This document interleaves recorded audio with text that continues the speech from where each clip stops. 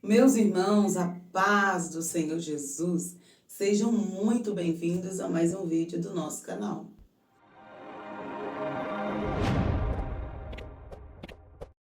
Na mensagem de hoje eu quero compartilhar com você carta do apóstolo Paulo aos Filipenses, capítulo de número 3, versículos 20 e 21, que diz assim: Mas a nossa cidade está nos céus, donde também esperamos o Salvador, o Senhor Jesus Cristo, que transformará o nosso corpo abatido para ser conforme o seu corpo glorioso, segundo o seu eficaz poder, de sujeitar também a si todas as coisas. Que palavra tremenda! A nossa cidade está nos céus, donde esperamos o Salvador, o Senhor Jesus Cristo, que Ele transformará o nosso corpo abatido para ser conforme o seu corpo glorioso. Queridos, esta é a esperança do povo de Deus.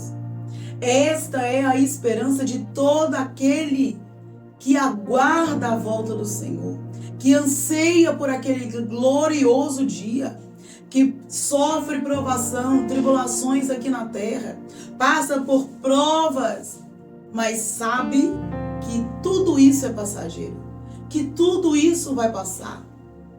A nossa convicção é que apesar das provas, apesar das lutas, apesar das tribulações, apesar das adversidades, nós continuamos firmes, nós continuamos caminhando, nós continuamos na presença do Senhor, porque em nosso coração, em nossa alma, nós carregamos uma convicção de que a nossa cidade está nos céus.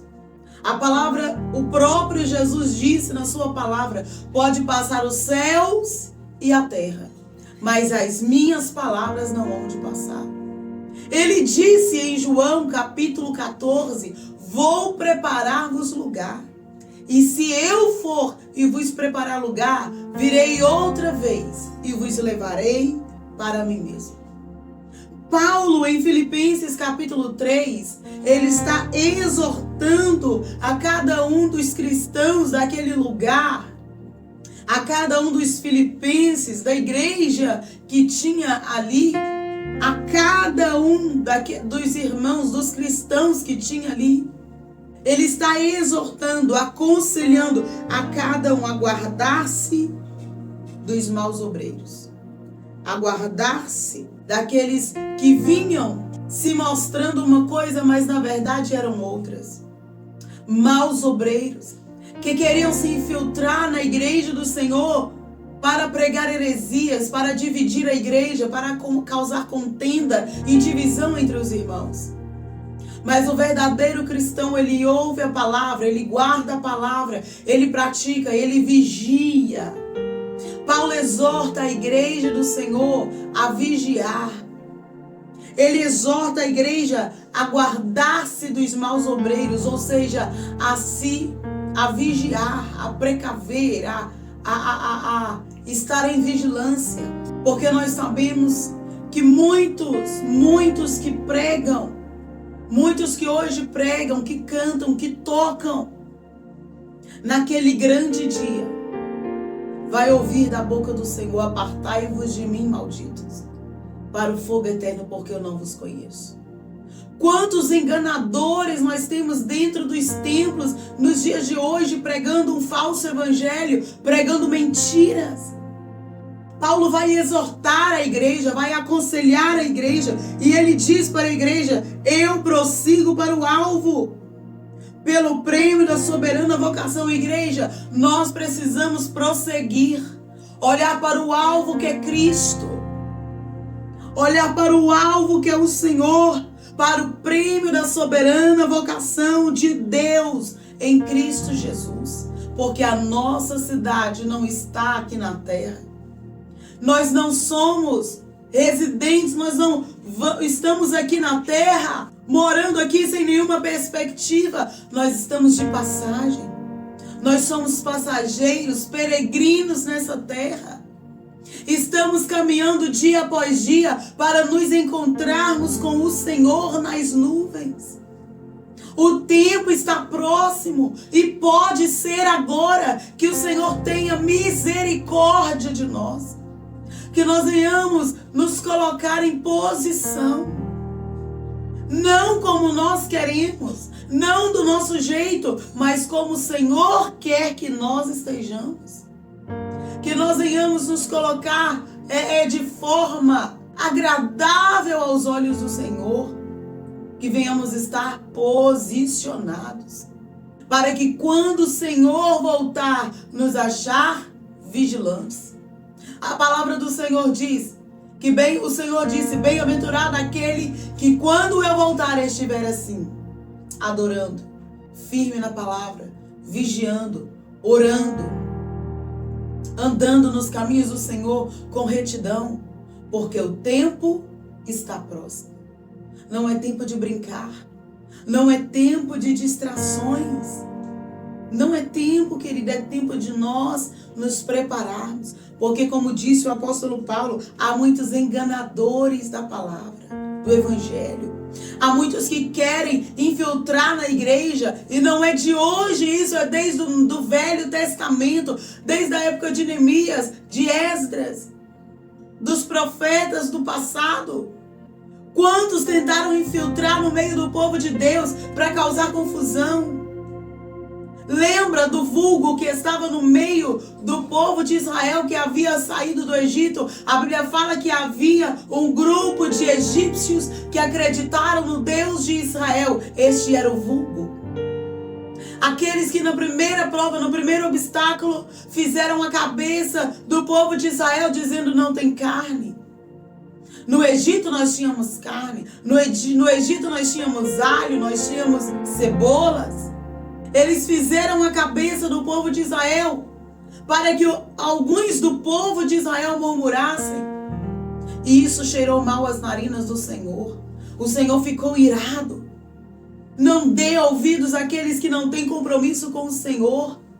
Não dê ouvidos àqueles que não andam na mesma palavra, não obedecem à mesma palavra, que dizem ser cristãos, mas as suas atitudes, o seu caráter estão mostrando o contrário.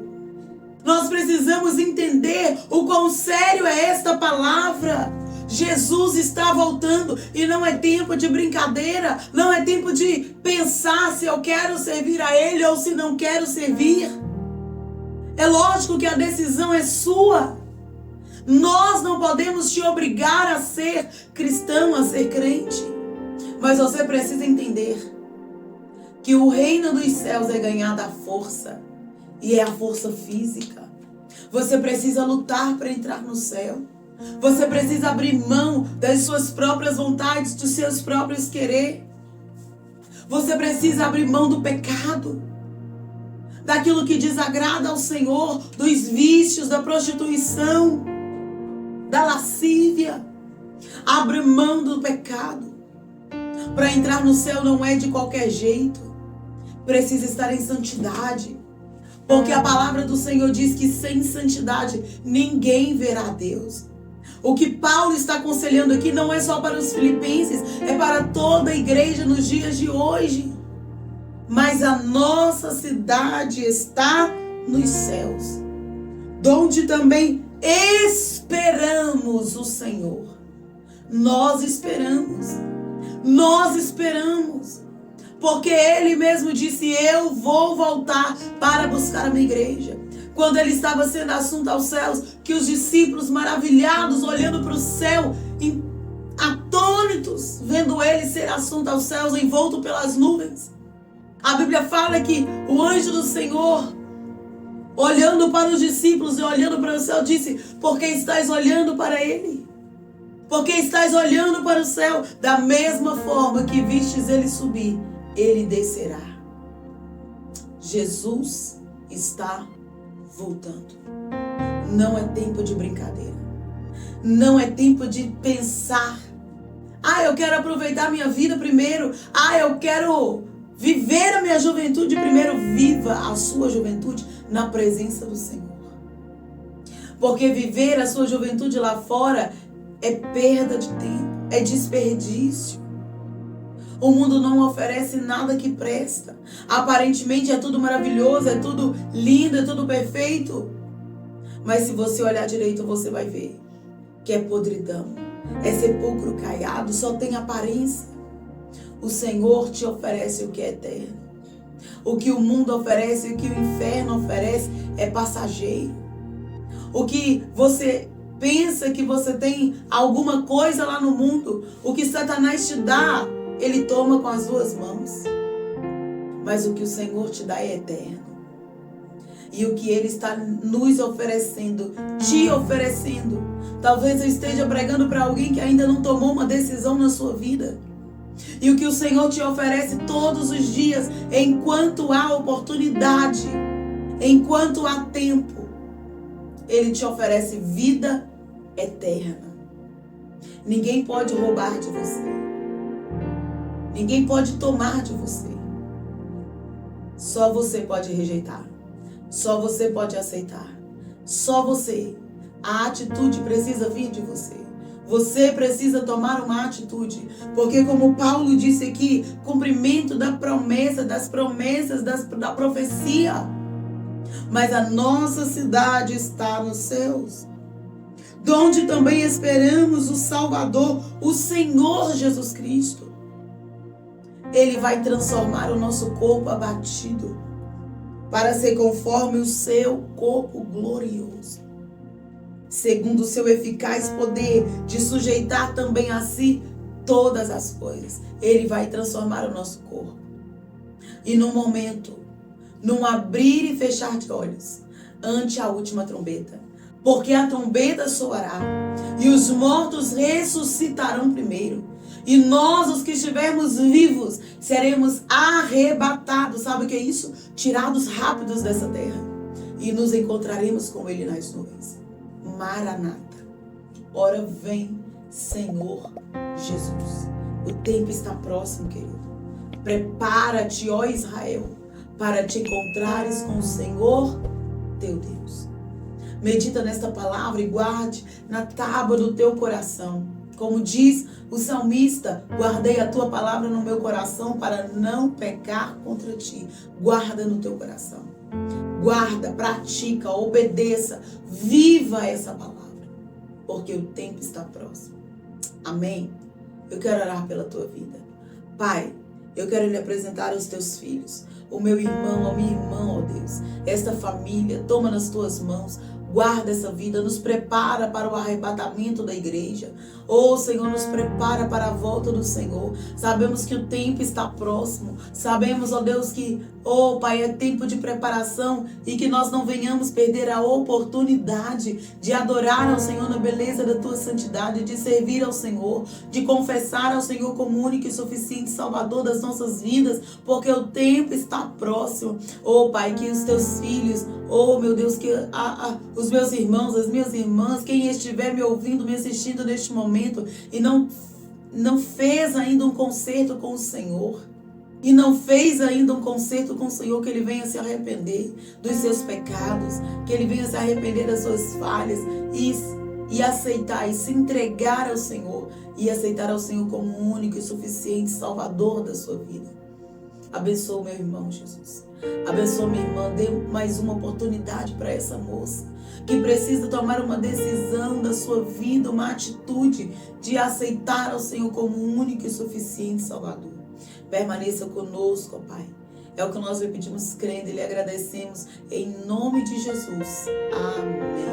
Amém. Deus te abençoe.